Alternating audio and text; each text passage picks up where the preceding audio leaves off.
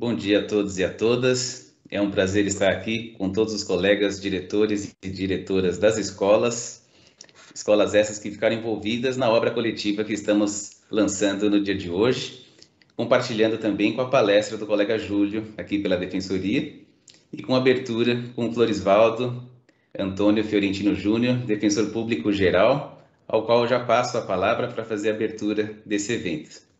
Fica à vontade, Florisvaldo. Obrigado, Guilherme.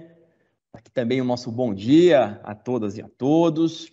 Eu quero saudar aqui os que nos acompanham pelos canais institucionais e o faço especialmente na presença dos nossos convidados, também muito especiais, parceiros institucionais, coparticipantes, co-organizadores aqui desse evento.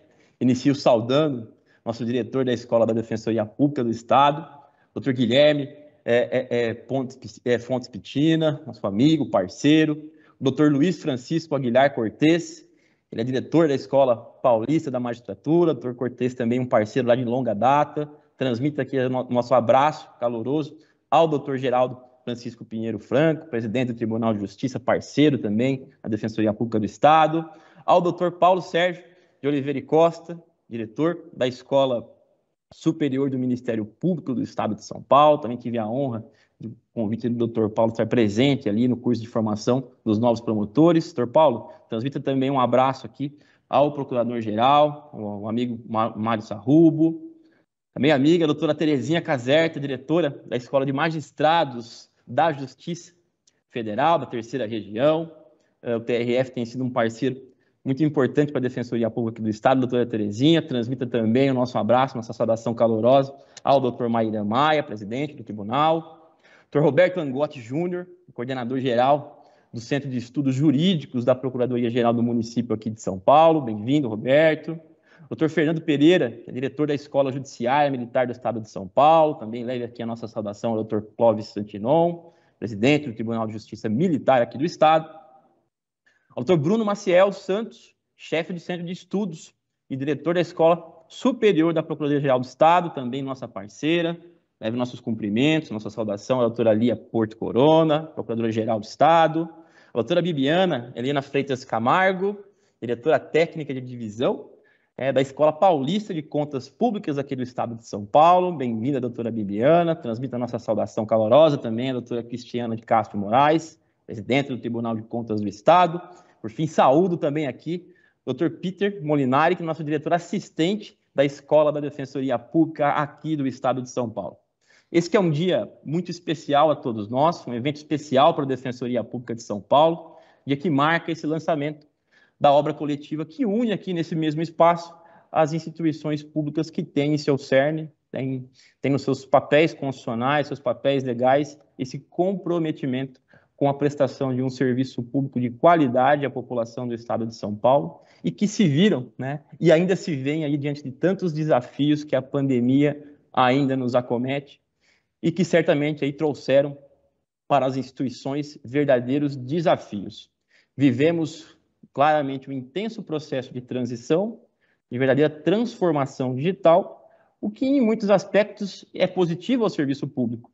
Mas, claro, não podemos aqui nos desgarrar da importância desse reposicionamento que a pandemia impôs às instituições, que esse reposicionamento, obviamente, ele não represente barreiras à inclusão da população para acesso a um serviço público de qualidade, um serviço público capilarizado, cada vez mais presente na vida do cidadão, que todos nós sabemos aqui o quão fundamental é dentro do nosso Estado democrático de direito um serviço público forte, um serviço público atuante, com instituições autônomas sempre presentes aí na vida da população que mais precisa. Então, para não me alongar mais aqui, quero renovar os agradecimentos às instituições parceiras, através das suas respectivas escolas, cujos colegas aqui, diretores, são parceiros antigos da Defensoria Pública, espaços aí, muitos dos quais tive o prazer de estar em algumas oportunidades também a convite.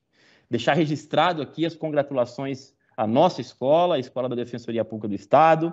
Faço aqui especialmente na pessoa do seu diretor, colega Dr. Guilherme Pitina, um colega que vem demonstrando muita competência à frente da escola, tanto pela idealização, pela concretização desse projeto aqui no dia de hoje, pelo sucesso da obra e pela riqueza dos artigos que a compõem. Tive o prazer aqui de acompanhar cada um deles. E estendo, então, os cumprimentos também aos diretores assistentes e a toda a equipe da nossa escola. Agradeço também, dando as boas-vindas ao Dr. Júlio Camargo de Azevedo, nosso palestrante aqui nesse evento de lançamento, um acadêmico de envergadura que compõe aí os quadros da Defensoria Pública e certamente nos abrilhantará aqui com a sua exposição. Deixo aqui, então, Guilherme, um fraterno abraço a todos e a todas. Desejo um excelente evento a todos nós e que eventos como esse, dessa magnitude, se multipliquem no futuro próximo. Devolvo aqui a palavra, então. Muito obrigado, Florisvaldo. Deixo aqui também meu registro a todo o apoio e independência que a Defensoria Pública Geral dá à escola, né, para que eu e o Peter consigamos conseguir avanços como esse de hoje também, que teve esse comprometimento de todos aqui, inclusive o seu, especialmente, contribuindo por um artigo na coleção, né, nessa obra aqui que fizemos. Então, agradeço também por esse motivo e obrigado por todo o apoio aqui. É um trabalho em conjunto que a gente faz e esse conjunto se ampliou muito e com isso a gente fica muito feliz. Então, pela Escola da Defensoria Pública, eu só tenho a agradecer a ver essa ideia que surgiu lá da nossa reunião no começo do ano, né, saindo literalmente do papel e vindo aqui agora com esse trabalho escrito que ficou registrado aqui e mostra a força, né, quando nós nos juntamos, né, cada qual com seus desafios, mas compartilhando deles todos. Então, queria registrar também que a diretora da Escola Paulista de Contas Públicas, do Tribunal de Contas do Estado, Bibiana Camargo, por motivo de saúde não pôde estar presente, acabou de me informar, mas está acompanhando aqui conosco. Agradeço a ela e toda a equipe do Tribunal de Contas por sua escola, que também participou da obra, inclusive com um artigo feito pela própria Bibiana, junto com seu colega. E passo agora a palavra para Terezinha Caserta, diretora da Escola de Magistrados do Tribunal Regional Federal da Terceira Região, para ter a sua fala inicial, inaugurando aqui esse trabalho em conjunto. Fica à vontade, Terezinha. Muito obrigada, Guilherme. Bom dia a todos. Eu quero saudá-los, todos os nossos colegas, na pessoa do Guilherme Pitina, parabenizá-lo por essa feliz ideia. Foi muito bom nós nos reunirmos para trocar ideias e experiências, e agora culminando com o lançamento dessa obra rica e que traz a experiência de cada uma das nossas instituições e certamente contribui para o conhecimento de todos os operadores do direito. E eu vou falar muito rapidamente do que nós tratamos no nosso artigo, que eu escrevi juntamente com os magistrados Paulo Sérgio Domingues e Caio Moisés de Lima. E nós ali observamos que o Poder Judiciário adaptou-se muito rapidamente às novas condições de trabalho que foram impostas pela pandemia da Covid-19. E, inclusive, a produtividade até aumentou em número de julgamentos e houve redução do estoque de processos. Uma pesquisa internacional mostrou que a justiça brasileira se colocou entre as que melhor responderam à crise no mundo. Essa boa posição no ranking geral, 8º lugar entre 38 países, explica-se principalmente pelo elevado nível de digitalização de processos e pelo uso intenso dos recursos tecnológicos. Então, nós falamos de muitos deles e eu vou agora destacar apenas alguns que são mais relevantes. Nós falamos dos laboratórios de inovação, onde a experimentação é a tônica. A gente fala de liberdade para errar. O lema é R cedo, R barato. Ou seja, é melhor cometer erros no contexto de experimentação e aprendizado, a fim de evitar que sejam depois cometidos na fase de execução dos projetos, quando eles se tornam naturalmente mais caros e indesejáveis. A atuação dos laboratórios restringe-se ao estudo de problemas complexos e à prospecção de soluções. É um espaço de diálogo que reúne pessoas das mais diversas formações e que proporciona pontos de vista distintos e enriquecedores.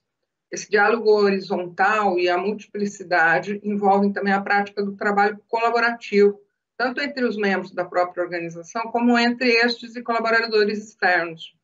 Em seus poucos anos de existência, o USP Lab que é o laboratório da seção de São Paulo. O tribunal também tem um laboratório próprio, mas que é mais novo.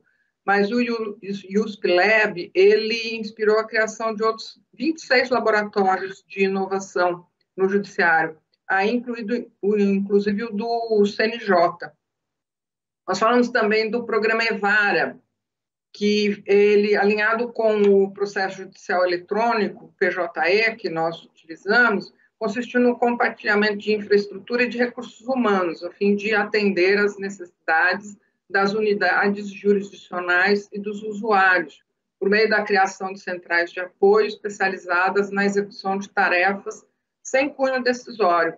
E ele conta com um inovador sistema de governança em rede, que se compõe de juízes federais, coordenadores e comitês gestores, regionais e central. Esse programa, inclusive, foi incluído no portal de boas práticas do Poder Judiciário do CNJ, entre as 6 propostas de governança de TI escolhidas em votação plenária.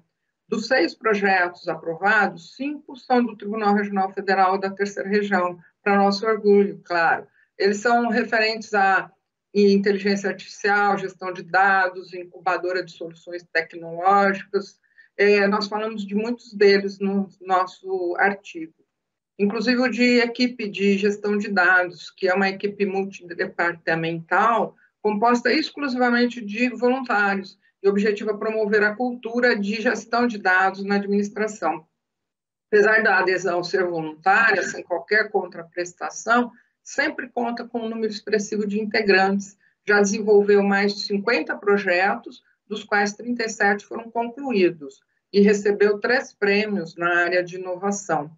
Nós falamos também da incubadora de soluções tecnológicas do laboratório, que evita a dispersão de esforços de usuários que buscavam antigamente, cada um por si, soluções caseiras para necessidades ainda não atendidas. E agora lhes é permitido desenvolver suas próprias soluções ou propor novas ideias na área de tecnologia de modo seguro, sob a forma de protótipo, com a supervisão e auxílio da área de TI.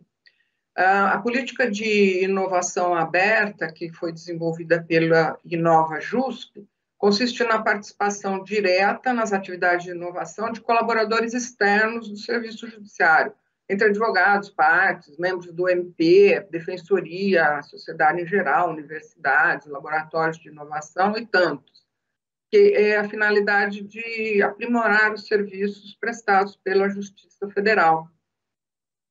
Especialmente na área de inteligência artificial, eu queria destacar a ferramenta Sigma, que tem sido já usada para auxiliar magistrados na escolha de modelos de decisões, sentenças e votos, e o Sinara, que identifica a fundamentação jurídica em peças processuais, fornecendo critérios mais sólidos para a classificação dos modelos. O programa de conciliação, de que tratamos também, ele foi plenamente mantido durante a pandemia, com a virtualização das audiências e a plataforma interinstitucional de conciliação Covid-19, que tratou de temas como, por exemplo, a entrega de medicamentos, a habilitação de leitos de UTI. O teletrabalho forçado fez com que a Escola de Magistrados e a Escola de Servidores se reinventassem, ampliando o uso da tecnologia e das ferramentas digitais. Conexão e inovação passaram a ser as palavras-chave e a tônica das escolas, como de todo o sistema judiciário. Então, com uma série de outras informações, nós mostramos como a tecnologia permitiu o avanço do sistema, mesmo em tempos de pandemia, e vai permitir no futuro muito mais. Então, rapidamente, era isso que eu queria falar. Agradeço muito a oportunidade, parabenizo a todos, e essa obra realmente vai fazer uma grande diferença no nosso meio. Muito obrigada. Muito obrigado, Terezinha, pela sua contribuição, pela sua fala. Agora eu passo a palavra para o colega Bruno Maciel dos Santos, procurador do Estado, diretor do Centro de Estudos da Procuradoria-Geral do Estado de São Paulo. Fique à vontade, Bruno. Bom dia, pessoal. Bom dia, Guilherme. Queria cumprimentar novamente todos aqui presentes. Queria cumprimentar todos que nos assistem, especialmente cumprimentar a Defensoria Pública do Estado de São Paulo, na pessoa do diretor da escola, o Guilherme Bittina, pelo esforço em organizar esse evento, essa obra coletiva muito importante. Cumprimentar os demais aqui componentes da nossa mesa virtual, todos os diretores de escola nas suas instituições. Eu, particularmente, estou muito feliz com essa reunião nossa virtual hoje. Eu esperava ter essa reunião presencial, mas a situação de saúde não nos permitiu, sanitárias aqui, mundial. Mas talvez eu tenha sido ali, junto com o Ministério Público, talvez o primeiro a ter essa ideia de reunir as escolas, que eu acho muito importante, essa cooperação interinstitucional, acho que a gente só tem a ganhar. Essa obra publicada agora, ela bem revela isso, revela a importância do serviço público como um todo, especialmente em tempos de crise, em tempos de moléstia. A gente consegue prestar um serviço à sociedade muito relevante, muito eficiente.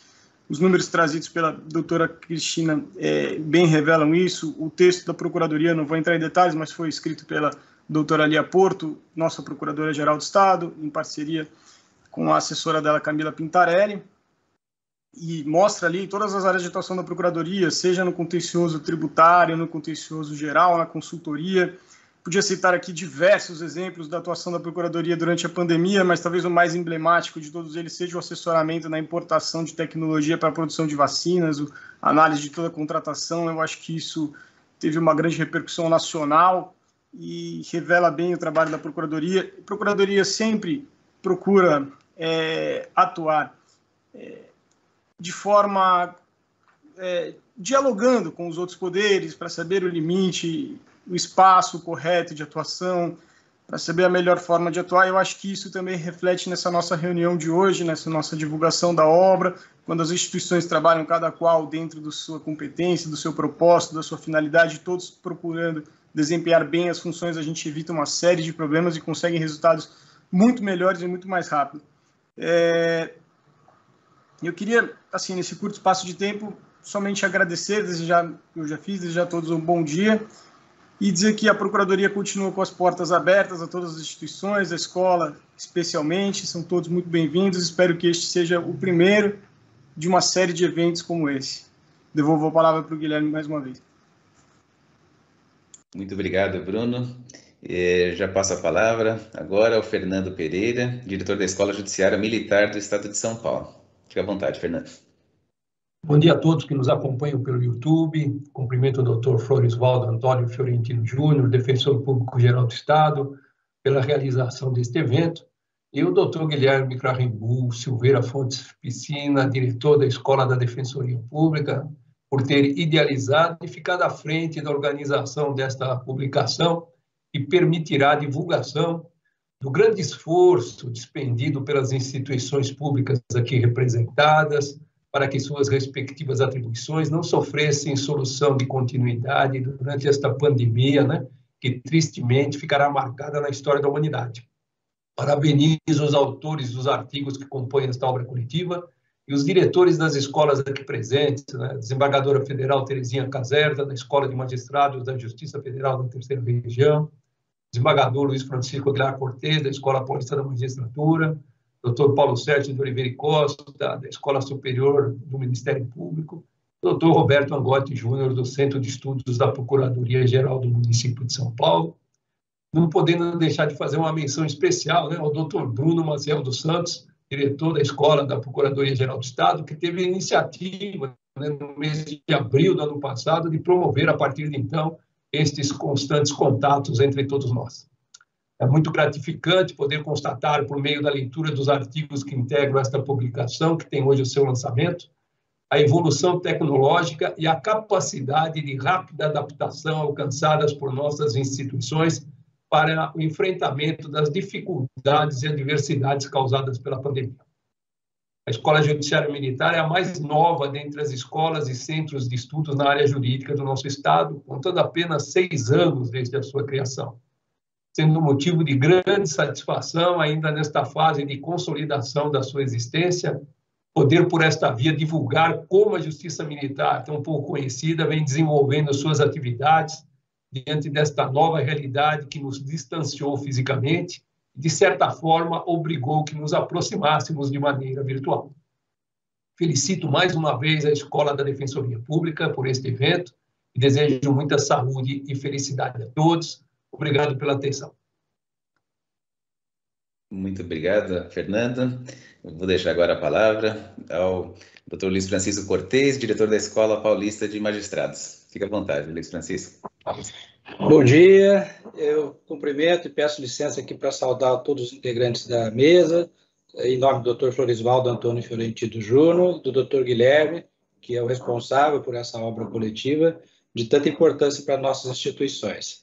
Acho que no momento atual, de dificuldades que toda a nação enfrenta, essa união das escolas de governo, que tem com o mesmo propósito de proteção do interesse público, de melhoria das condições de vida da nossa população, a obra é um símbolo desse esforço conjunto que vem sendo feito. E esperamos que frutifique para muitas parcerias que possamos desenvolver em conjunto. Especificamente no nosso caso, a escola contribuiu também com um artigo tratando de um tema que nos pareceu de relevância no sentido conjuntural da nossa dificuldade atual pela crise de saúde, crise econômica, que é uma necessidade de termos um modelo cooperativo também em nosso federalismo. E que, com isso, certamente as dificuldades seriam superadas talvez um pouco mais facilmente, o que nos tem faltado. Então, foi isso que nós procuramos ressaltar, mas acho que o importante é que, ainda que a nível nacional a gente não esteja vivendo um momento tão cooperativo, pelo menos as escolas aqui em São Paulo estão juntas, cooperando uma com a outra e procurando desenvolver o que for melhor, como eu disse, para atender aos interesses da nossa população. Então, eu reitero os cumprimentos, agradeço a oportunidade de participar, dizer que foi uma grande honra para a Escola Paulista da Magistratura estar presente nessa obra coletiva. Muito obrigado a todos. Muito obrigado, Luiz Francisco. Agora eu passo a palavra ao Dr. Paulo Sérgio Oliveira e Costa, diretor da Escola Superior do Ministério Público do Estado de São Paulo. Fique à vontade, Paulo. Obrigado, Guilherme. Boa tarde. Bom dia a todas e a todos, aqueles que estão nos assistindo pelo YouTube. Quero cumprimentar, em nome dos nossos anfitriões, o Dr. Florisvaldo Antônio Fiorentino Júnior, defensor público-geral do Estado, e o Guilherme Tini, cumprimentar todos os colegas diretores das escolas já mencionadas aqui nesse evento. A Escola do Ministério Público também se sente muito honrado de estar participando, não só desse esforço conjunto materializado pela revista, mas pelos artigos, mas principalmente por essa reunião das escolas. Queria dizer ao Bruno, o que era laço virou nó, né? E isso é muito importante. E isso foi materializado por esse trabalho que o Guilherme, com muita competência, nos trouxe hoje em dia. E esta, pode parecer que não, mas essa reunião, essa atuação em rede entre todas as escolas do sistema de justiça, ela é uma grande inovação, né? E é uma cultura e um hábito que está inserido dentro do papel das escolas. E o nosso papel, enquanto diretores de escola, sem dúvida alguma, é sustentar a inovação.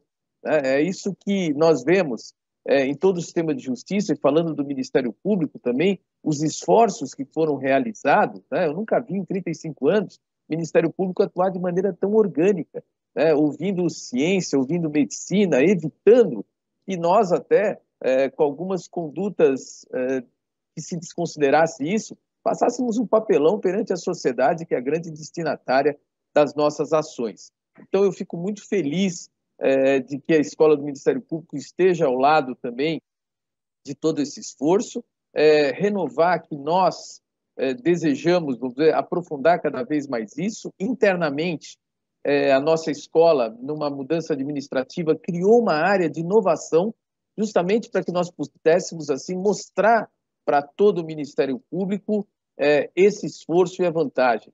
Não é comprar uma ferramenta de BI, né?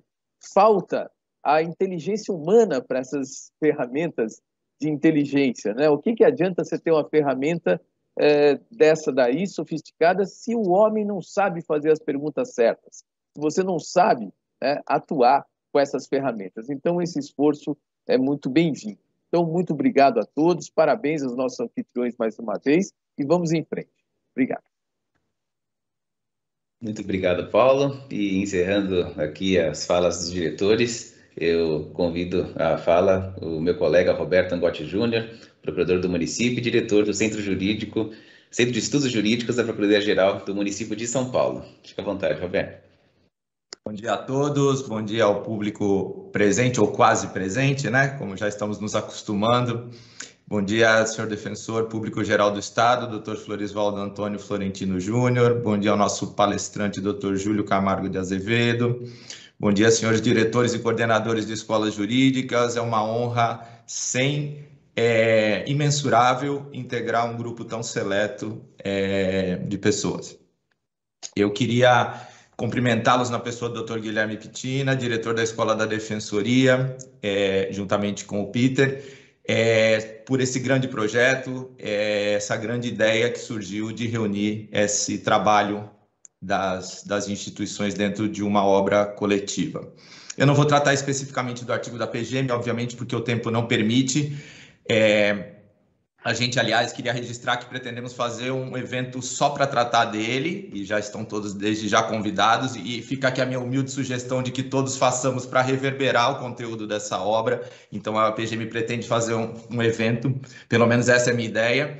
Mas aqui eu queria registrar, na verdade, um agradecimento, primeiro pela a senhora Procuradora-Geral de ter comprado a nossa ideia, né, que surgiu dentro do nosso grupo, e ela topou redigir o artigo. Agradecer, obviamente, os coordenadores da PGM, os diretores de departamento, os chefes de assessorias jurídicas das secretarias que enviaram o material, que viabilizou que a gente pudesse compilar e que ela pudesse dar uma redação final de uma forma que expusesse todo esse trabalho que, como os senhores devem imaginar, imagina o rol de competências dos municípios e imagina o maior conglomerado humano da América Latina, com 13 milhões de pessoas quase, o trabalho que isso representou diante desse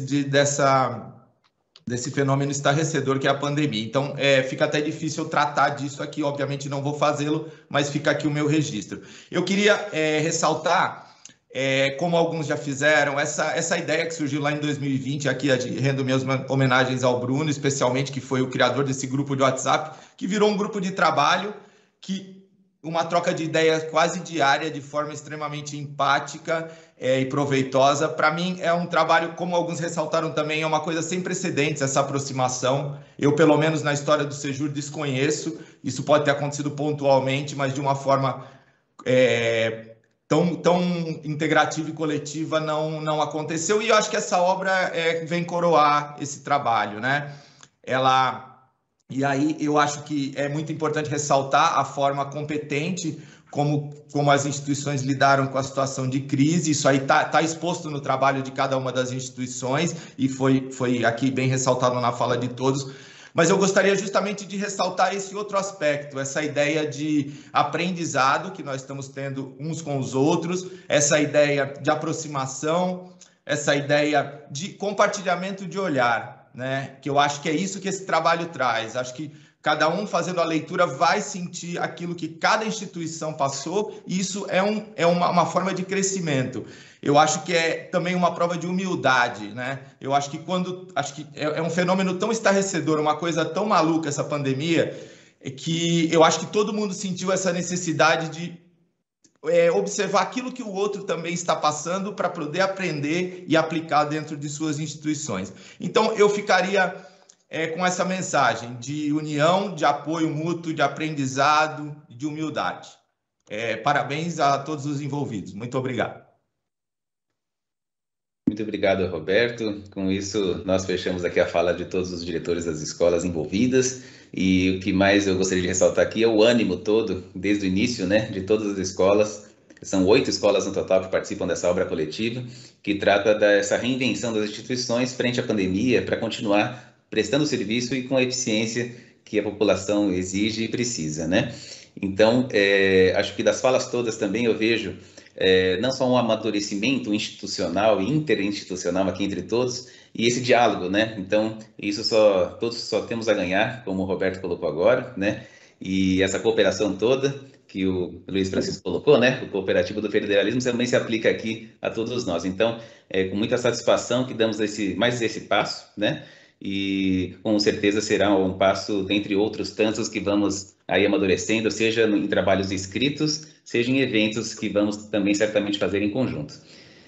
Bom, a partir de agora, eu acredito que seja o momento de passar a fala para o meu colega Peter Gabriel Molinares Schweikart.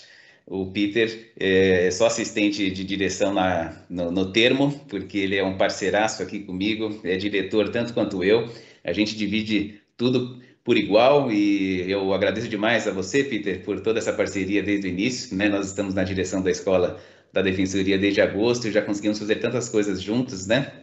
E o Peter vem também com muitas ideias inovadoras, inclusive o laboratório de inovação, que a Terezinha comentou, que foi objeto de nossas conversas nessa semana, por coincidência. Então, acho que a pandemia impõe muitos desafios e o Peter sempre está à altura de todos eles e sempre forçando para frente aí a Escola da Defensoria. Muito obrigado por isso, Peter. Vou deixar você à vontade para falar um pouquinho da escola e introduzir o nosso palestrante Júlio, que eu também já agradeço. E, finalmente, deixar a escola à disposição de todos vocês para trabalhos como esse, coletivos, se tornarem cada vez mais numerosos, tá bom? Bom dia a todos, um ótimo evento a todos que estão nos assistindo. Bom dia a todas e a todos. Mais uma vez, gostaria de agradecer essa participação, o pronto aceite dessa iniciativa para compor esse caderno coletivo, em especial ao Bruno por ter lá no ano passado organizado todo esse grupo e a gente agora conseguir materializar, selar essa parceria com mais esse produto. Então, fico muito feliz. Gostaria de agradecer o apoio e a participação do nosso defensor público geral, Dr. Florisvaldo, que também gentilmente topou escrever o artigo e apoiou essa iniciativa. Gostaria de dar boas-vindas a quem nos assiste pelo YouTube. E antes de passar agora a nossa palestra, que materializa, né, que ilustra muito esse evento, gostaria de dizer que no âmbito da Defensoria Pública, quem tiver interessado em conhecer a obra e acessar a obra, ela está disponível no site da Escola da Defensoria Pública, da EDEP, no campo específico das nossas publicações. Lá qualquer um pode acessar gratuitamente a obra completa e ter acesso, portanto, a todos os artigos que foram aqui brevemente comentados. Sem prejuízo, claro, como o Roberto muito bem sugeriu, de fazermos posteriormente outros eventos específicos, né, sobre cada um deles. A gente sabe que um dos grandes desafios da filosofia é conseguir compreender a realidade na sua totalidade. Eu acho que esse grupo permite isso, né? Não só cada escola traz uma visão de uma realidade e uma prática de uma realidade, na medida em que a gente se integra e troca conteúdo, participa de um processo de co-construção do conhecimento, a gente se aproxima da compreensão da realidade na sua totalidade. Então, eu fico muito feliz por participar, ainda que brevemente, desse momento, dessa construção, e com certeza será muito mais longa.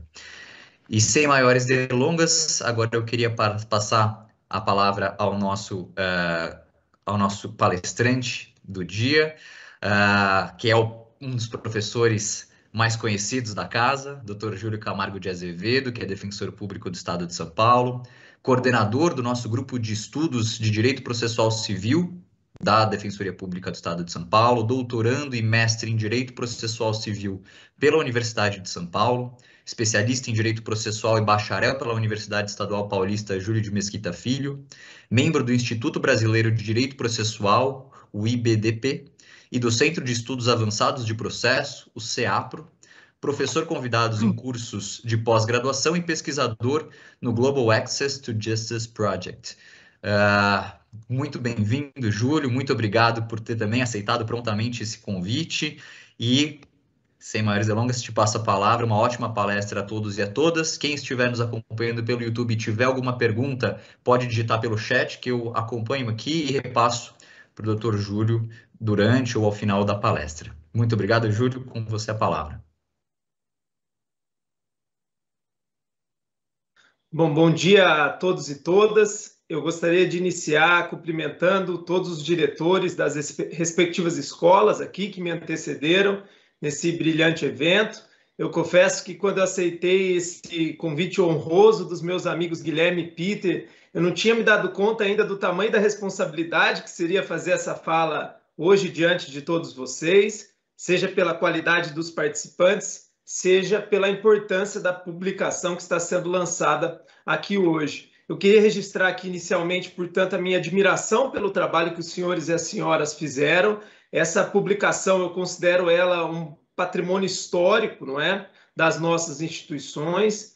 porque muito mais do que um apanhado de artigos, ela oferece um amplo campo de análise a respeito de como as instituições públicas se portaram diante do maior desafio sanitário, social, político e econômico do último século, não é, que foi essa pandemia. E ela revela também que, apesar de toda a instabilidade política, apesar de todos os ataques levianos que vêm sendo feitos aos serviços públicos, que as instituições brasileiras ainda são sólidas o suficiente para oferecer uma resposta à nossa social-democracia.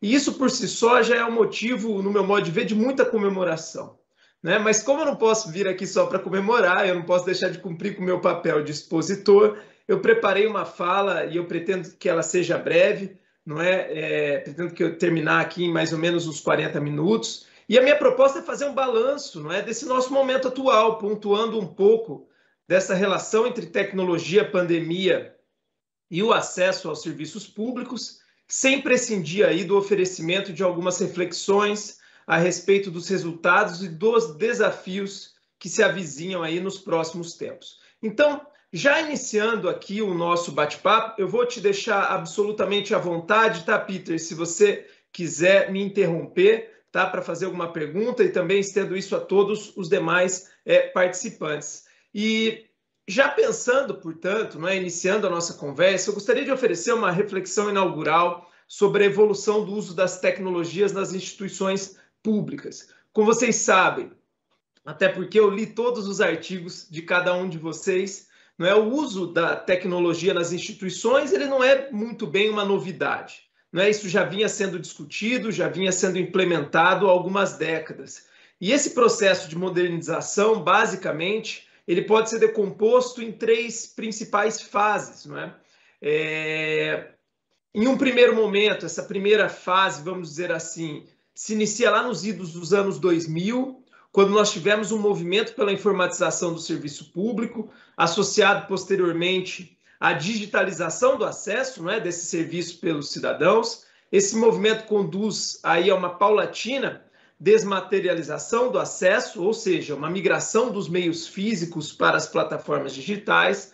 Eu achei muito interessante, aliás, verificar que em todas as instituições aqui representadas isso já era uma realidade muito antes da pandemia. Né? O texto do Dr. Fernando dá conta disso na Justiça Militar, da doutora Marina na Procuradoria Municipal, o projeto Defensoria Digital, que foi muito bem apresentado pelo nosso DPG, Dr. Florisvaldo, enfim. A digitalização, de uma maneira geral, já era uma tendência nos serviços públicos. No Poder Judiciário, essa tendência vem já enquanto meta, não é, de eficiência, já há algum tempo discutida e incentivada, desde lá de trás, a reforma judiciária com a emenda 45, não é, passando depois pelos pactos republicanos de Estado. Como bem pontuado pela doutora Terezinha, pelo doutor Paulo, pelo doutor Caio, não é, a Lei 10.259, lá atrás, a Lei dos Juizados Especiais Federais, abriu o caminho desde 2001 para essa possibilidade de organização de serviços de comunicação digital e peticionamento eletrônico nos tribunais, plantando uma semente muito importante lá no artigo 14 também, que foi a previsão envolvendo o Centro de Estudos Judiciário do Conselho da Justiça Federal, né, e das escolas de magistratura para criar programas de informática nesse sentido. E boa parte dessa realidade acabou sendo positivada depois com a Lei do Processo Eletrônico, a Lei 11.419 de 2006. Nós ainda tivemos, em 2006, eu me recordo, eu estava ainda na faculdade nessa época, a Lei 11.382, né, que modificou o CPC lá atrás, de 73, para garantir a execução de título judicial e extrajudicial por meio online, né, a famosa penhora ou leilão online. Vejam, portanto, que o serviço público já vinha envolvido nessa atmosfera de modernização, a partir da informatização e da digitalização do serviço. Já em um segundo momento, não é, o que a gente assistiu foi um avanço nas esferas administrativas da automatização dos serviços. O que caracteriza essa fase, basicamente, não é, são aplicações tecnológicas aí que são utilizadas para simplificar operações repetitivas, né, geralmente que se apresentavam em grande escala e volume, por meio de recursos que a gente chama de recursos de automação.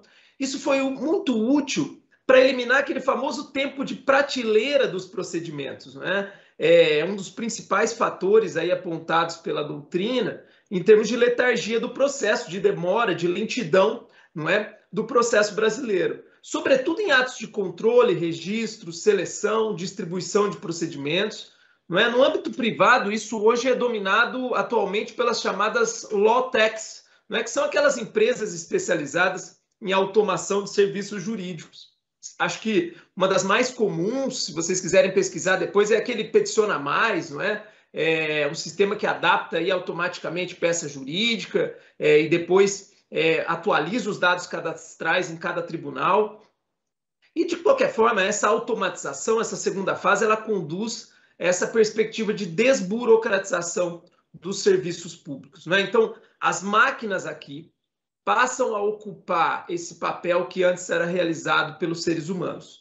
Muitas dessas aplicações usam essa forma específica de tecnologia que é a RPA, né? E eu trago o exemplo aqui da distribuição eletrônica de autos, não é? Mas, sem sombra de dúvidas, a gente pode pensar em outras gerações automáticas, não é? Ou automatizadas. Por exemplo, geração automática de certidões, a tabela processual unificada hoje do CNJ, não é? A gente já tem em algumas localidades, como no TRT da 9ª região, a robotização do agendamento de audiências, não é? Então, essa segunda fase, os serviços de automatização passam aí definitivamente a auxiliar a realização das atividades meio, não é? Desburocratizando, de certa forma, o serviço público.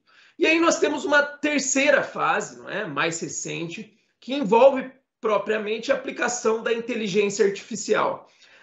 Para todos aqueles aqui que sabem desse tema, porque escreveram sobre ele, há uma grande discussão atual sobre o que seria de fato uma inteligência artificial. Acredito que a gente possa enxergá-la aqui basicamente como um conjunto aí de aplicações tecnológicas, um conjunto de técnicas que, a partir de regras pré-definidas, não é, geralmente em algoritmos, imitam os processos cognitivos humanos. Então, em suma, é um sistema computadorizado que vai imitar a inteligência humana em algum aspecto. Então, a inteligência artificial permite a realização de previsões, de classificações, recomendações, ou mesmo a tomada de decisões, não é, influenciando aí ambientes reais ou virtuais.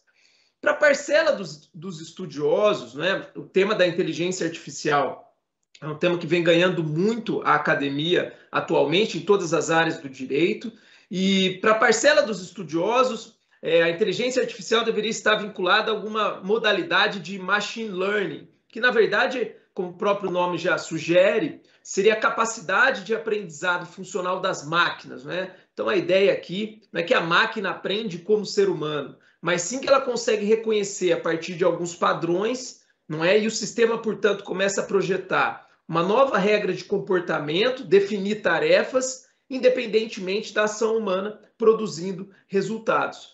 Então, essa é uma parcela da doutrina, mas outra parcela, seu turno, entende que a inteligência artificial, por exemplo, também abrangeria aí os modernos processos de automação, pesquisa e seleção, e aí a gente poderia citar os tão decantados exemplos do Victor, lá no STF, não é? E também dos robôs Sócrates e Atos no STJ, não é? Esses últimos aí voltado à triagem de processos e ao juízo de admissibilidade com base na sistemática de precedentes judiciais. E essa fase, de certa forma, essa terceira fase que eu coloco aqui bem brevemente, ela leva a uma possível despessoalização do serviço público. Não é? O que nós estamos fazendo aqui, de fato, é substituir agora o homem pela máquina, mas o exercício de muitas atividades fim e não mais somente de atividades meio. E isso, de certa forma, vem acompanhado de uma série de problemas, uma série de desafios éticos contemporâneos, né, que eu poderia citar apenas para dar o exemplo, a questão da discriminação algorítmica, não é, que revela aí a geração, de certa forma, de resultados injustos por privilégio ou prejuízo de determinadas pessoas. O caso Compass, lá nos Estados Unidos, é um dos exemplos mais decantados, mas a gente poderia pensar, inclusive, em outros, em padrões discriminatórios em empresas para contratações, por exemplo, de mulheres, padrões discriminatórios envolvendo a questão de oferecimento de empréstimo para determinados setores sociais. E tem outras questões também, como a questão da existência de padrões que deturpam a realidade dos fatos. Tem um uma brincadeira, não é, que se faz na internet bastante, que o algoritmo não consegue diferenciar um muffin de um chihuahua, né? Não sei se vocês já viram, depois joguem no Google, é bastante engraçado realmente. É a questão da deturpação da realidade dos fatos, né? Esses padrões que os algoritmos têm de averiguar. E também a questão da opacidade, que se fala tanto hoje em dia, que é a específica impossibilidade de compreensão de como os algoritmos chegaram num determinado resultado. Então, nós temos hoje, apenas para citar alguns aqui, inúmeros problemas éticos no uso da inteligência artificial no âmbito do serviço público, principalmente. Não é? Mas isso, de certa forma, foge aqui o tema da nossa conversa. Eu só estou especificando, exemplificando aqui, para enfatizar o que eu coloquei para vocês no início, que isso já vinha acontecendo. Não é? Essas mudanças já vinham ocorrendo, essa modernização no serviço público. Não é? Só que isso nós iríamos experimentar, de certa forma, não é? A partir dos anos 2020 aqui até 2030. Mas aí, de fato, veio a pandemia e nós, portanto, avançamos para um outro momento, ou, na verdade, aceleramos para um outro momento do nosso tempo. E aqui eu não queria perder muito o tempo de vocês, porque nós vivemos isso, eu não preciso explicar a pandemia, eu vou me valer aqui das considerações no artigo que foi oferecido nessa obra das doutoras Maria Lia e Camila Pintarelli, da Procuradoria-Geral do Estado, que apontaram para nós, não é, que nós atravessamos simplesmente a maior crise sanitária da humanidade contemporânea. Não bastasse isso, o Brasil se tornou o epicentro dessa crise mundial, e aqui eu peço vênia a todos, sem qualquer conotação política, mas de fato, como bem reconhecido pelo STF, nós tivemos, de certa forma, uma política sanitária desenvolvida durante a pandemia, que acentuou esse estado de coisas inconstitucional, como bem colocado pelo ministro Marco Aurélio. Né? E, para além de tudo isso, São Paulo, por ser o estado mais populoso, acabou se tornando, muitas vezes, o epicentro populacional, vamos dizer assim, da crise, ao menos em termos quantitativos. Então, com a pandemia, diversos impactos foram suportados aí, pelas instituições públicas. Quais seriam esses impactos? O mais imediato, sem sombra de dúvidas, em virtude da necessidade de isolamento social, foi o fechamento das portas físicas. Isso levou, né, a uma aceleração dos processos de digitalização, do acesso e de virtualização do atendimento, como coloco para vocês aqui ao lado no quadro. Sobre a migração, inclusive, para o teletrabalho, eu vou recomendar aqui o artigo da doutora Bibiana, que não está aqui presente em virtude de uma questão de saúde, melhoras para a doutora Bibiana, e do doutor Bruno, do Tribunal de Contas, que traz informações valiosíssimas sobre o tema do teletrabalho, não é? E um ponto que eu gostaria de destacar foi algo que eu percebi em todas as instituições, não é?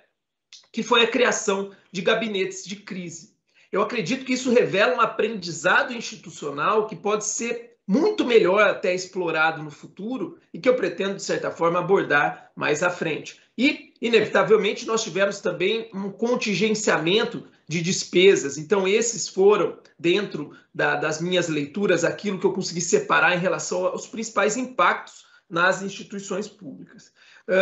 E, a partir daí, nós poderíamos pensar ou cogitar, né, se esses fenômenos ficaram restritos ao âmbito nacional ou não. E eu posso, de certa forma, afirmar para vocês que eles foram fenômenos globais, não é, em relação às demais instituições, em relação às demais nações, porque ao integrar essa pesquisa que foi levada a efeito por essa rede internacional de pesquisadores que o Peter apresentou logo no início da minha fala, o Global Access to Justice Project, ele analisou os impactos da pandemia, não é, lá, então, portanto, lá no começo da pandemia, lá em abril de 2020, não é, analisou os impactos da pandemia por meio da coleta aí de dados quantitativos e qualitativos em mais de 50 países.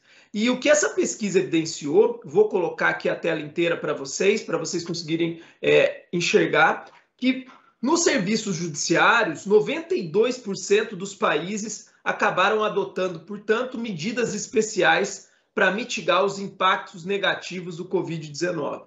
Especialmente aí a partir da adoção do trabalho remoto, que esteve presente em 73% dos países, e além de outras medidas, como, por exemplo, a suspensão temporária de audiências, de prazos processuais, suspensão do atendimento físico dos jurisdicionados, que se viu em também 71% dos países que participaram da pesquisa.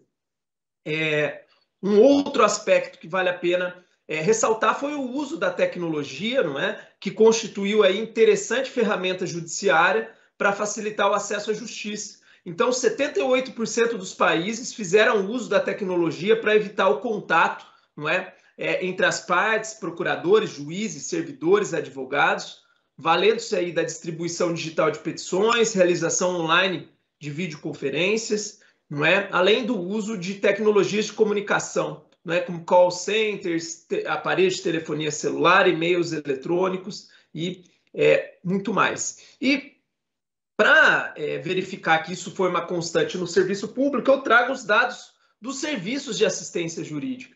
Então, também, em 72% das nações, nós tivemos medidas especiais adotadas no serviço de assistência jurídica para mitigar o impacto negativo do Covid-19. Então, 53% dos serviços aderiram aí ao teletrabalho, estando a tecnologia presente para garantir o atendimento da população em 71% dos estados.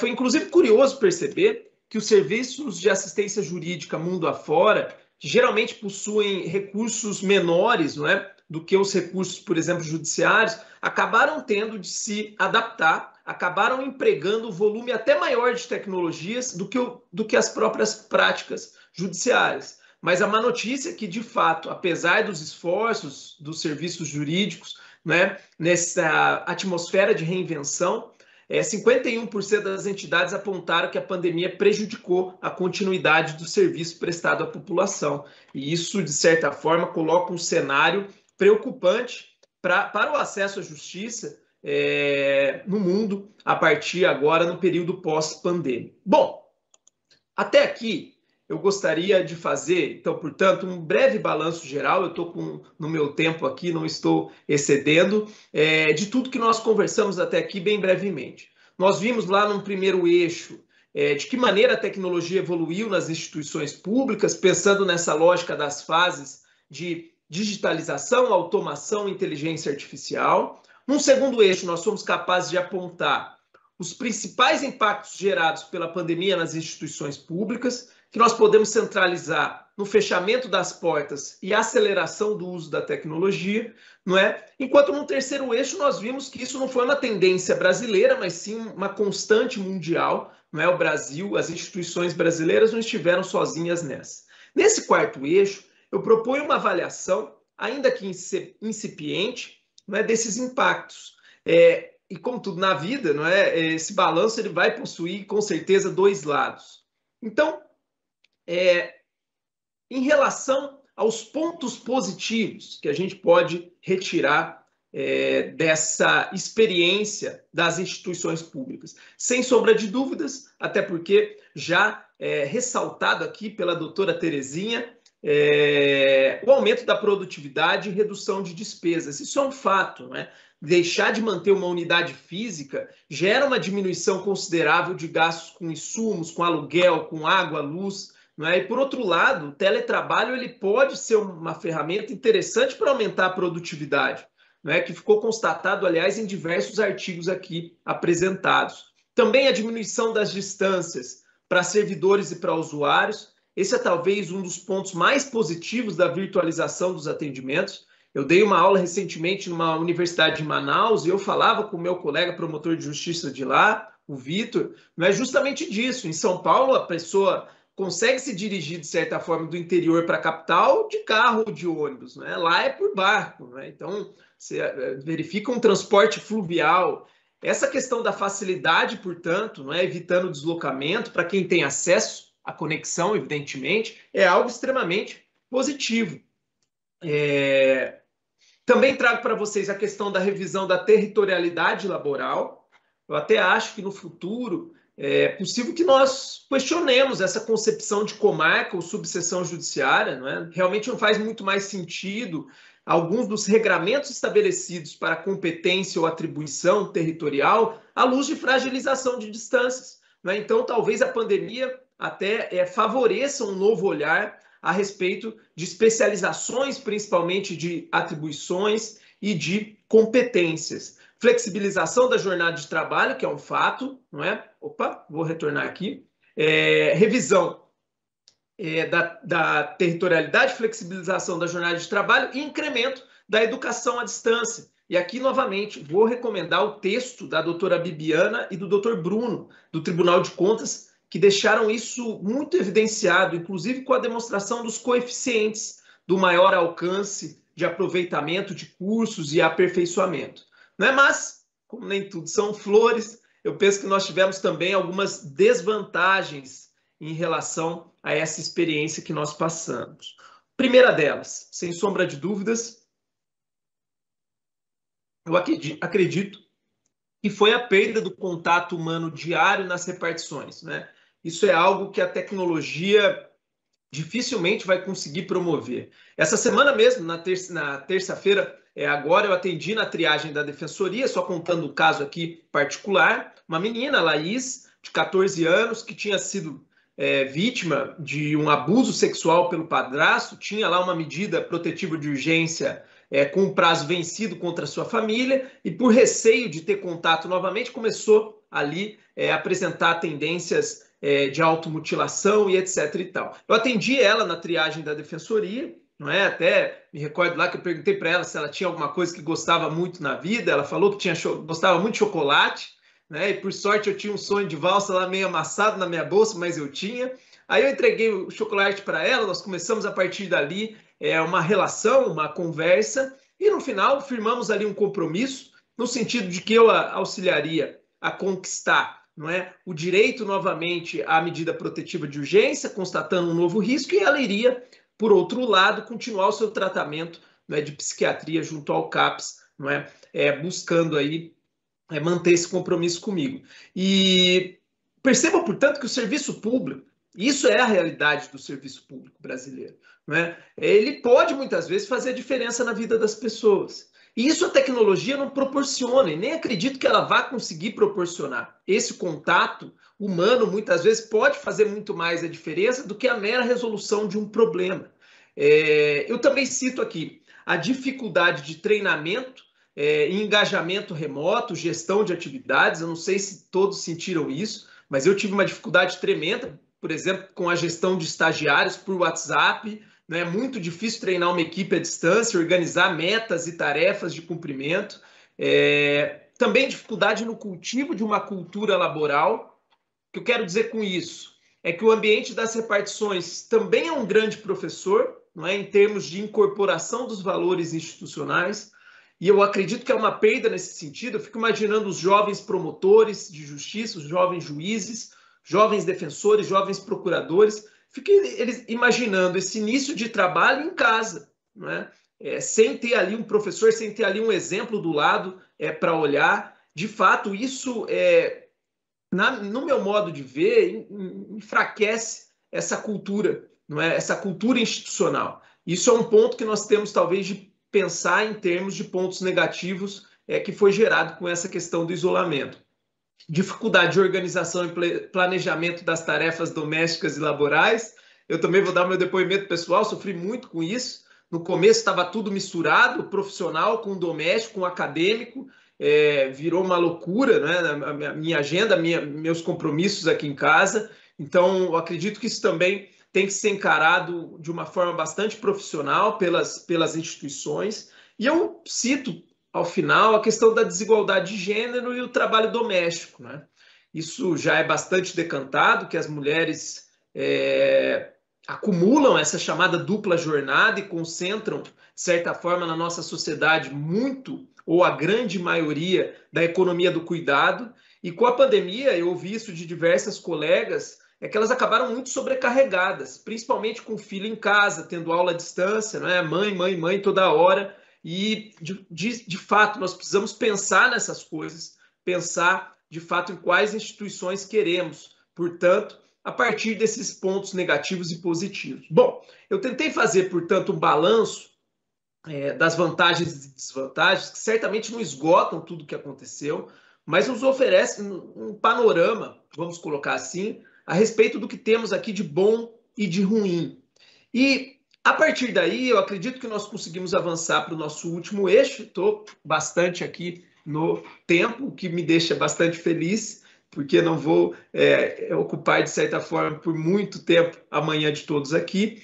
E nós podemos avançar para esse último eixo, portanto, que é o eixo do acesso dos cidadãos aos serviços públicos. Que, na realidade, quando eu coloco acesso do cidadão, aqui nós podemos compreender esse acesso como acesso à justiça, aqui usando o conceito da querida professora Maria Tereza Sadek, não é, que considera o acesso à justiça como acesso à cidadania, ou mesmo usando o conceito do meu querido orientador, professor Kazu Watanabe, no sentido de acesso como acesso à ordem jurídica justa. E sempre quando a gente fala em acesso, nós temos de fazer um exercício de inverter a lógica das coisas, né? Como há muito tempo nos ensinou Mauro Capelletti e Brian Garth. Ao contrário do que muita gente pensa, né, esse movimento por um acesso, ele é, antes de tudo, um método de pensamento. Então, a ideia de acesso, ela serve para iluminar as reformas institucionais, a ponto de nós esclarecermos basicamente, não é, a quem essas reformas se destinam e quais os impactos que serão suportados pelos cidadãos. Na realidade, a gente coloca o carro na frente dos bois, portanto. As reformas, elas não podem prescindir de um enfoque metodológico com o olho no usuário, né? Do contrário, nós vamos instituir novas barreiras, né, e contrariar todo esse movimento de democratização do acesso à cidadania, que é reconhecido como um dos objetivos do milênio pela ONU. Então, ao inverter a lógica das coisas, portanto, ou seja, pensando no futuro do acesso aos serviços públicos pelo prisma do usuário, nós temos uma série de desafios pela frente. E quais seriam esses desafios? Os primeiros que nós podemos pensar são desafios sociais, não é? Acho que tudo isso que eu coloco no slide para vocês pode ser traduzido da seguinte forma: nós vamos precisar fazer mais com menos, não é? É isso. As projeções socioeconômicas da pandemia na população brasileira são as piores possíveis, a ponto de nós voltarmos a sentir a fome batendo na porta dos nossos usuários. E isso, inevitavelmente, vai levar a uma maior procura pelos serviços públicos, principalmente os assistenciais e de justiça. E o pior, né, nós vamos ter de dar conta disso com menos recursos. Então, do ponto de vista do usuário, o panorama é bastante complicado. E isso vai exigir, no meu modo de ver, à luz dessa austeridade econômica que nós vamos ultrapassar, uma sensibilidade muito grande das instituições públicas em relação aos usuários, não é? Que nós vamos ter aí um aumento da demanda com uma possível diminuição da oferta. Um outro desafio que eu chamo a atenção é, de fato, a vulnerabilidade digital, não é? E aqui é básico.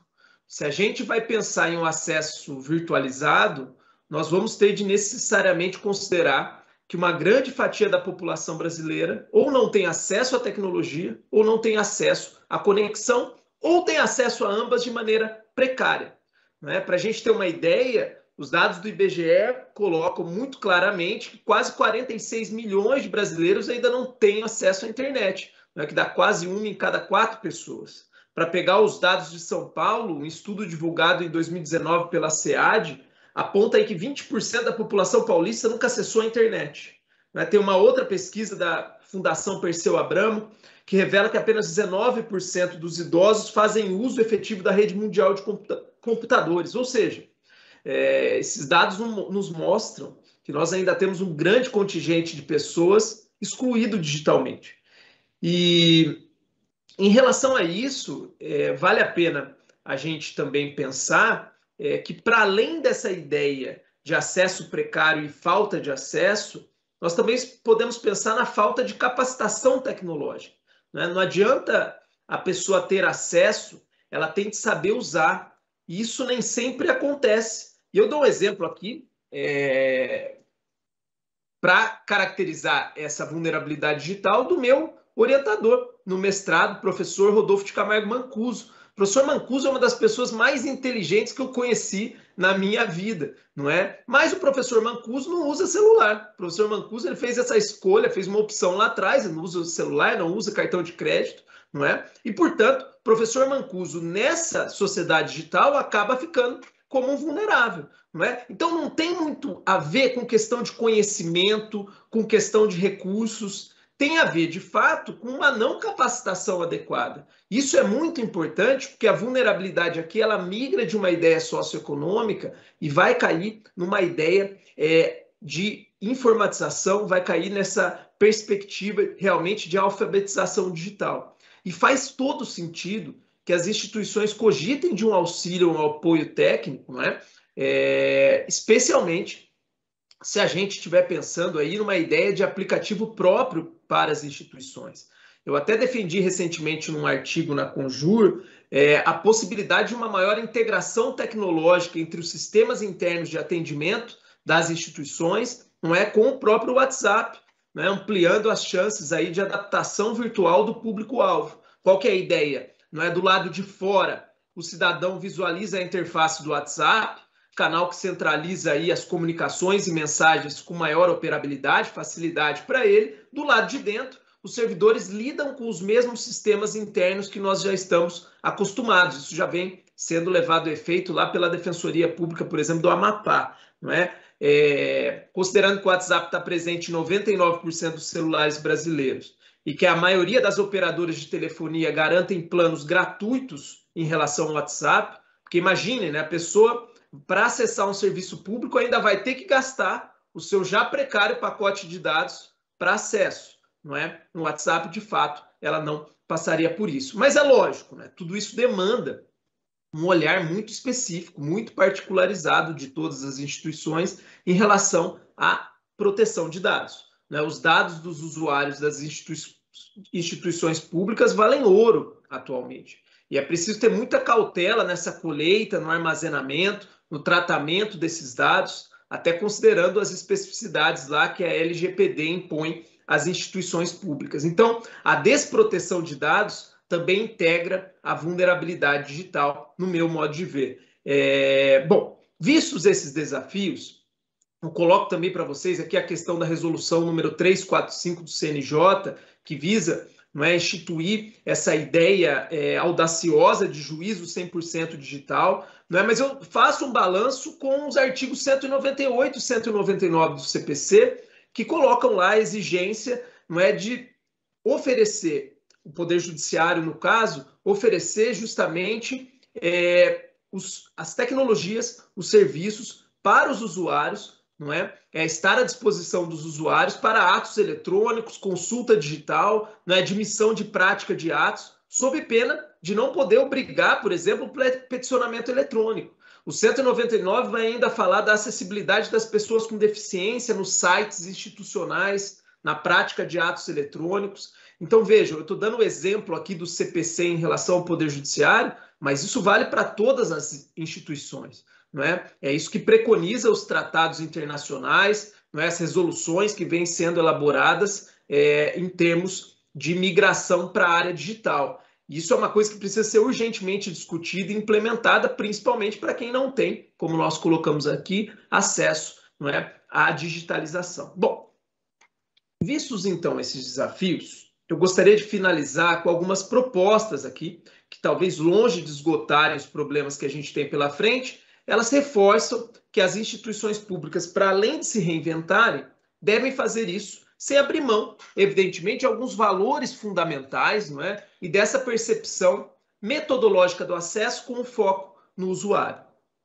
E aí, já caminhando para o nosso final, bom, então nós podemos pensar em inovação sem sombra de dúvidas, mas ela deve ser uma inovação de interesse público, não é? O professor Gerli Nunes vem batendo também muito nessa tecla. O que significa uma inovação de interesse público? Uma inovação que leva em consideração não apenas a economicidade e a eficiência, mas principalmente a qualidade do serviço que é prestado e a satisfação do destinatário final desse serviço, não é? As instituições também vão ter de discutir em algum momento a adoção de princípios éticos no uso das novas tecnologias, como, por exemplo, a transparência no uso da inteligência artificial, essa ideia de responsividade em relação aos dados dos usuários, uma distribuição equitativa entre benefícios e custos. E eu não vejo ambiente mais propício do que o ambiente das escolas, e aí eu acho que faz todo sentido colocar isso aqui para os nossos diretores e diretoras, para a construção desses vetores, não é? Inclusive conjuntamente.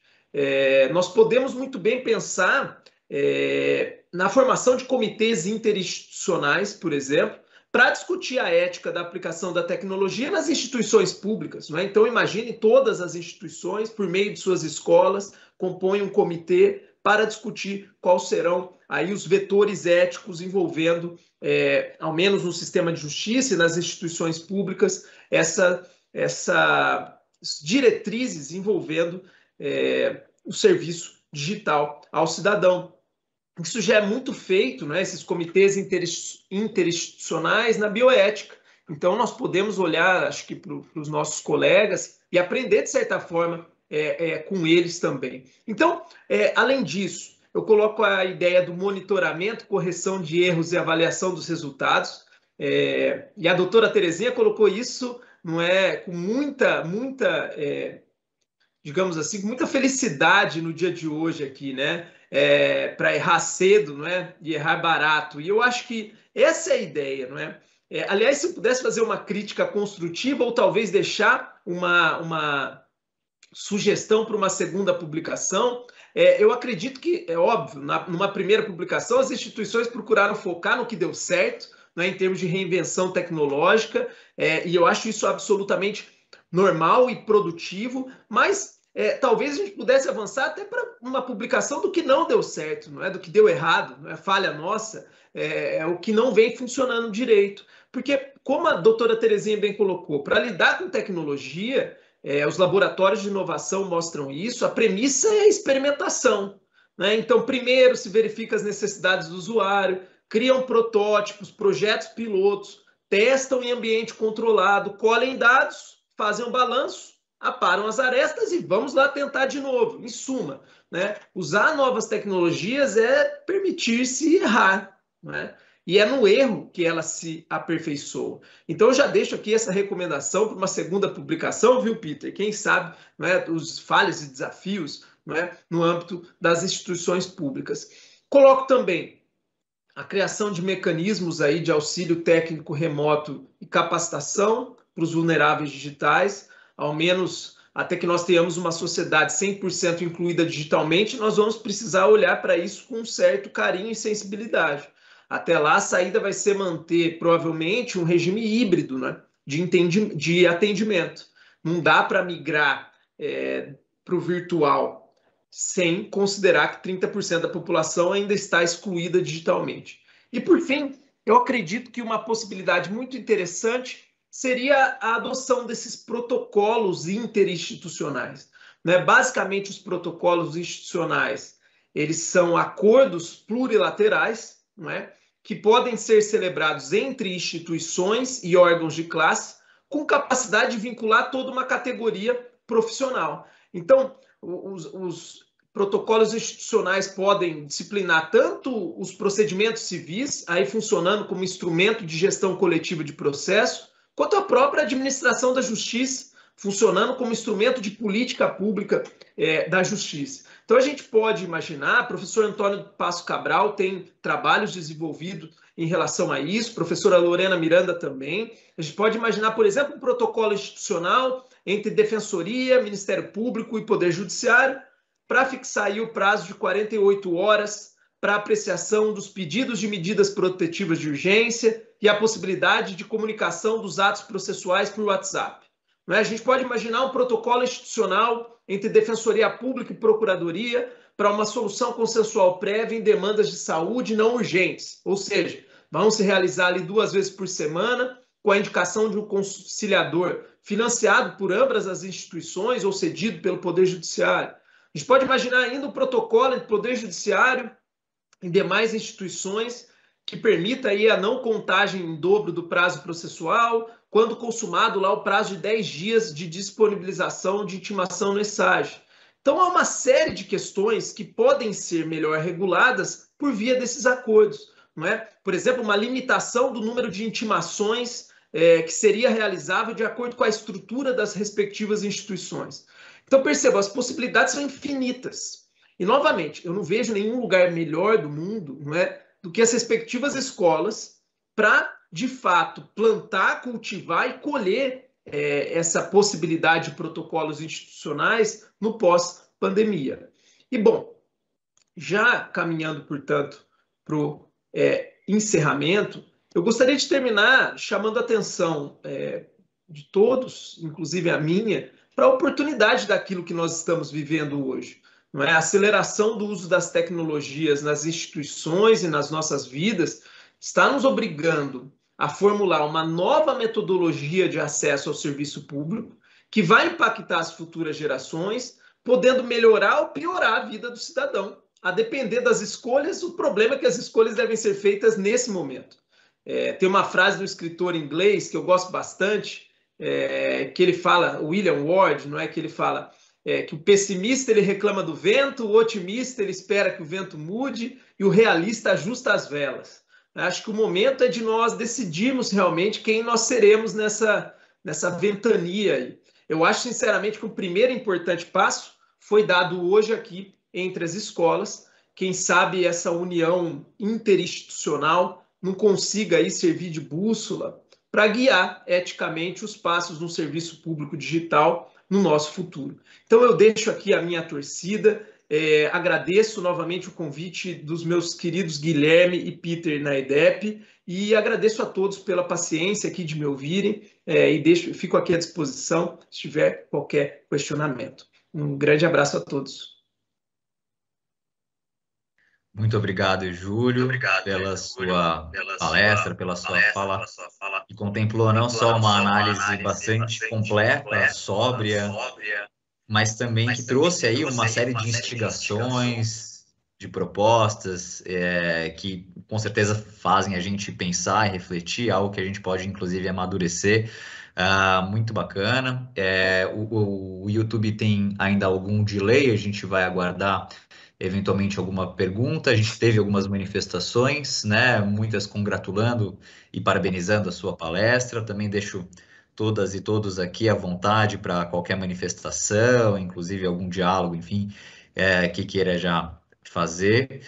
Mas é interessante como a sua fala ela mostra não só tantas questões que surgem, né, a partir da inovação, e aí talvez com uma ênfase maior na pandemia, mas ela também revela situações que sempre existiram e se tornam ainda mais patentes, né? A gente ontem fez uma reunião mesmo com a Defensoria Pública do Estado do Rio de Janeiro, que foi a primeira defensoria que criou o seu laboratório de inovação, pelo menos com esse nome, né? E eles estavam exemplificando que o primeiro projeto deles problematiza a criação de um juizado especial da Fazenda Pública, ainda não colocado em prática, mas teoricamente, que vai congregar na Baixada Fluminense um único juizado para atender 10 comarcas, mais ou menos, né? Sendo que existe uma distância, às vezes, de quase 700 quilômetros entre a sede, a futura sede desse juizado, e a comarca mais distante.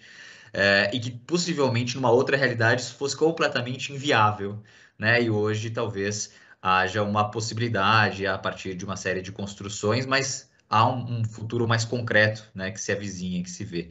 Ao mesmo tempo, a gente lida com uma série de questões que também dão para nós novos rumos, né? Algo que a gente vem falando muito é a linguagem simples, né? A linguagem simples que possibilita o cidadão a compreender aquilo que está sendo dito pelo sistema de justiça. Isso vem desde Kafka, mas muito mais do que isso, né? A gente trabalha, por exemplo, na Escola da Defensoria, muitas cartilhas para os usuários, para entender, né, o funcionamento dos processos, entender determinadas demandas, como as demandas são vistas pelo sistema de justiça, apreciadas pelo Poder Judiciário. E hoje, dentro do design, dentro da possibilidade, né, do contexto dos laboratórios de inovação, da prototipagem, das testagens, a gente consegue aproximar o foco, né, a pessoa que é o foco de toda a nossa atenção, que é o usuário, e conseguir, de fato, acessá-lo, atingi-lo de forma muito mais eficaz. Por enquanto, a gente ainda não teve nenhuma outra manifestação aqui no YouTube, então queria mais uma vez agradecer ao Júlio. Deixo a palavra aqui se alguém quiser uma última fala, uma última manifestação, mas agradecer também, de qualquer forma, as participações, as contribuições, esse nosso produto. Tenho certeza que será o primeiro evento e a primeira publicação de muitas outras, né? E por fim, passar a palavra, antes de passar então a palavra ao Dr. Guilherme, passar a palavra à doutora Terezinha para uma fala final. Obrigada. Parabéns, Júlio, pela brilhante exposição, tão clara e tão rica. E eu gostei do ponto em que você falou sobre a colaboração entre as instituições, né? Hoje isso é vital. Nós não avançaremos se não estivermos juntos e compartilhando conhecimentos, porque é uma vastidão de necessidades e de ferramentas que nós precisamos mesmo trabalhar juntos para poder produzir mais, usando menos energia.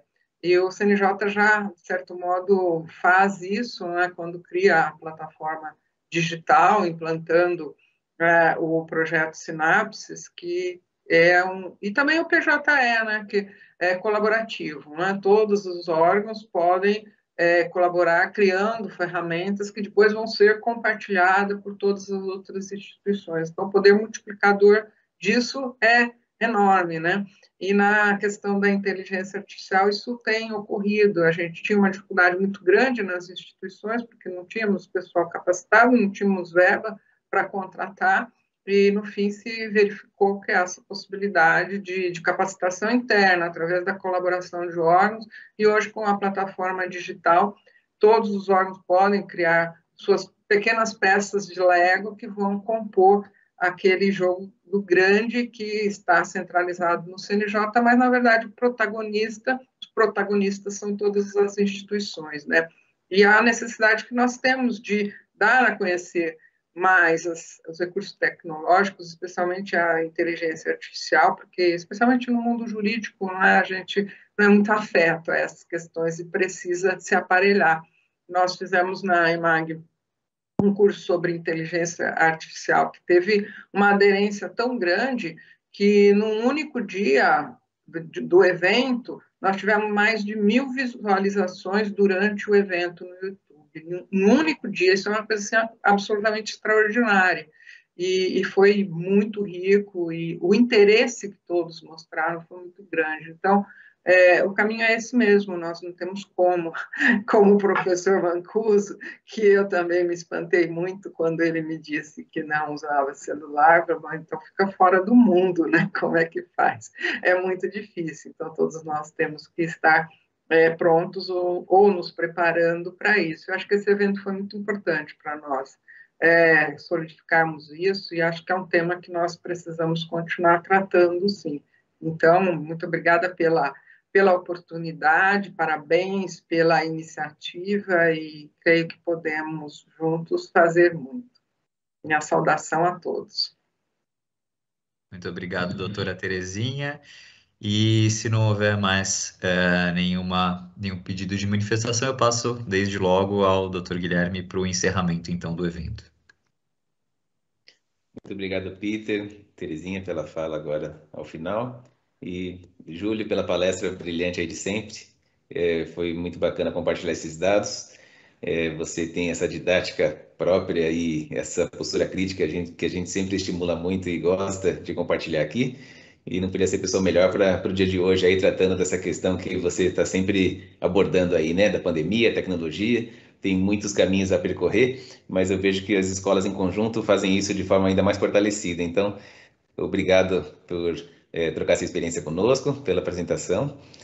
E a gente, então, segue mais fortalecido a partir desse evento, a partir dessa publicação escrita. Obrigado a todos que participaram aqui pelo YouTube também. E até a próxima. Um grande abraço a todos, muita saúde a todos vocês e nos vemos em breve. Tudo de bom. Muito obrigado.